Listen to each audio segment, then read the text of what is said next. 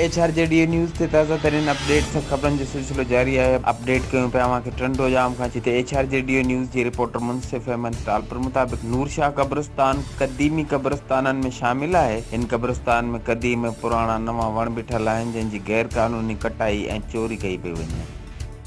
जॾहिं त कब्रिस्तान लाइ मुलाज़िम मुक़ररु हूंदा आहिनि जेके अक्सर घर वेठे सैलरी खणंदा रहंदा आहिनि। उन्हनि जी बेध्यानी सबबु कब्रिस्तान मां वणनि जी कटाई ऐं नलकनि जी चोरी आम थी चुकी आहे। वणनि खे वढण खां रोकण ते हिकु ॿार चए थो त सलीम पुलिस वारे खां इजाज़त वठी कटिया अथमि। इन ॻाल्हि जो आख़िर मतिलबु छा आहे? सलीम पुलिस वारो केरु आहे जेको कब्रिस्ताननि मां माण्हुनि खे वणनि जी कटाई जी इजाज़त ॾिए पियो? अहिड़नि अमलदारनि ते कानूनी कार्रवाई कई वञे जीअं पुराणा ऐं नवां वण कटिजण खां बची सघनि। पुछो कब्रिस्तान जी वठियो पियो वञी ये सलीम पुलिस वारो कोन कहिड़ो सलीम पुलिस वारो?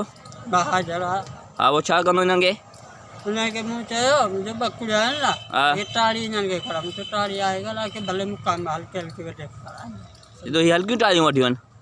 हीअ हाणे साहिबु थुलियूं अहिड़ियूं अहिड़ियूं त इहे निमु सुकनी आहे वढिबी आहे? तूं मूंखे ॾेखार कहिड़ी थो वठी वञि? हल मूंखे ॾेखार निमू जी निमू ॾेखार मूंखे।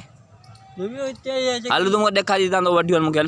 HRJDA न्यूज़ ते हिन वक़्तु ताईं बसि एतिरो ई। वधीक ख़बरनि ऐं अपडेट्स लाइ ॾिसंदा रहो HRJDA न्यूज़।